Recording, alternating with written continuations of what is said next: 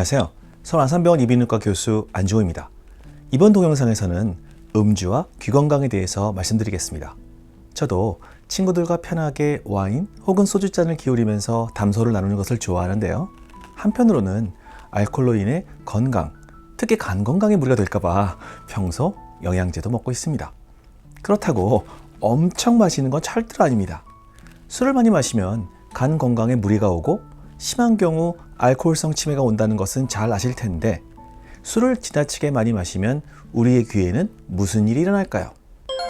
첫째로, 음주는 귀의 듣기 기능을 일시적으로 떨어뜨립니다. 술에 취할수록 목소리가 점점 더 커지는 것 다들 많이 경험해 보셨죠? 저도 예전에 몸이 안 좋아서 과회식에 가서 술을 안 마시고 식사만 했는데 생각보다 다들 엄청 큰 소리로 떠들어서 깜짝 놀란 적이 있습니다.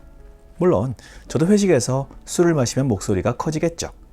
왜 술을 마시면 목소리가 커질까요? 사람은 자신이 말하는 소리를 듣고 피드백을 받아서 목소리 크기를 조절합니다. 우리 주변에 목소리 큰 분들을 보면 원래 목청이 큰 분들도 계시지만 귀가 어두워서 나도 모르게 목소리가 커진 분들이 많습니다. 한림대 이비인후과 이효정 교수팀이 2020년 12월에 발표한 연구에서 저자들은 건강한 43명의 일반인을 대상으로 혈중 알코올 농도 0.05%가 되도록 알코올을 섭취하도록 한 다음 청력 검사를 시행하였습니다. 그 결과 평균 청력 역치가 상승하여 알코올 섭취 후 일시적으로 못 듣게 되는 현상을 확인하였으나 크게 못 듣는 것은 아니었습니다. 반면에 소음 환경에서 말소리를 알아듣는 힌트 검사에서는 10% 가까운 능력 저하를 보였습니다. 소음 환경에서 말을 알아듣는 능력은 대뇌 청각 중추에서 듣고자 하는 소리와 잡음을 분리하여 분석하는 능력을 의미하죠. 그래서 알코올이 주로 대뇌 청각 중추의 기능을 약화시켜서 소음과 듣고자 하는 소리를 구분하지 못하게 되니까 주변 소리들로부터 내가 듣고자 하는 소리가 잘 안 들리고 결과적으로 내 목소리도 커진다고 설명하고 있습니다. 그렇다면 술을 마시며 식사를 할 때는 가급적 조용한 방 안에서 모임을 가지는 게 나을 수도 있겠네요. 그보다도 술을 가볍게 드셔야겠죠. 둘째로, 만성적인 음주는 귀에 어떤 영향을 줄까요? 제주의대 이비인후과 서지영 교수팀은 2012년 시행된 국민건강영양조사에 참여한 20살 이상 성인 3,860명을 대상으로 평소 음주 습관과 음주량을 분석하고 이들의 청력 검사를 시행했을 때 평소 죄책감을 느낄 정도의 과음을 하는 군에서 대조군에 비해 2.5배 정도 난청의 비율이 높았다고 보고하였습니다. 흔히들 적당량의 음주는 심장을 비롯해서 우리 건강에 도움이 될 수도 있다고 이야기를 하는데 이 연구에서는 하루 한두 잔 미만의 소량의 알코올 복용을 한 그룹에서 역시 청력이 유지되는 등의 특별한 이점은 없었다고 보고하였습니다. 제가 지도교수를 맡았던 경북의대 이비인후과 유명훈 교수의 박사 논문에서도 3개월 정도 매일 알코올을 킬로그램당 1g씩 복용시킨 마우스에서 정상 마우스에 비해 청력 역치가 높았는데 몸속에 섭취된 알코올이 달팽이관의 림프액 조성을 변화시키고 대뇌의 청각 중추에 만성적인 손상을 일으켜서 그렇다고 생각합니다. 셋째로, 음주를 하고 큰 소리를 들으면 어떻게 될까요?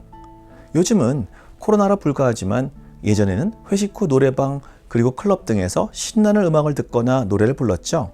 역시 좀 전에 말씀드렸던 유명훈 교수의 박사 논문에서 일시적인 난청을 일으킬 정도의 소음을 주었을 때 소음 노출 직전에 알코올을 복용시킨 마우스에서 대조군에 비해 심한 난청을 보였고 회복되는 정도가 느렸음을 보고하였습니다.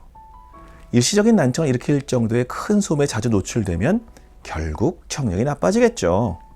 회식 때 큰 소리를 듣고 귀가 먹먹하면 다음 일주일 정도 남들보다 일을 할 때도 불편하고 이런 일이 자주 있으면 결국 귀가 나빠져서 보청기도 써야 하고 코로나 덕분에라도 앞으로 음주 가무를 즐기는 회식 문화가 바뀌었으면 좋겠습니다.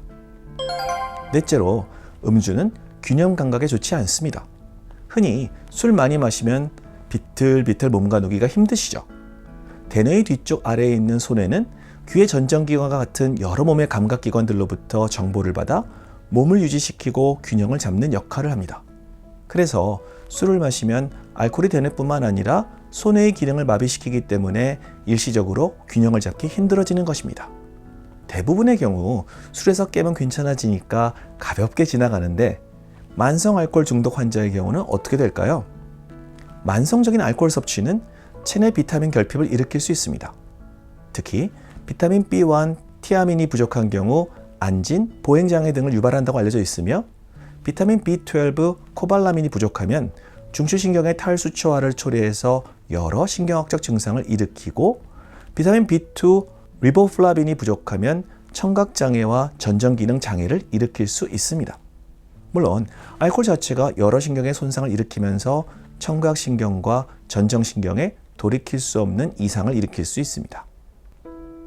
오늘 드린 말씀이 작은 도움이 되셨나요? 탈무드에는 술 마시는 시간을 낭비하는 시간이라고 생각하지 말라. 그 시간에 당신의 마음은 쉬고 있으니까 라는 구절이 쓰여 있습니다.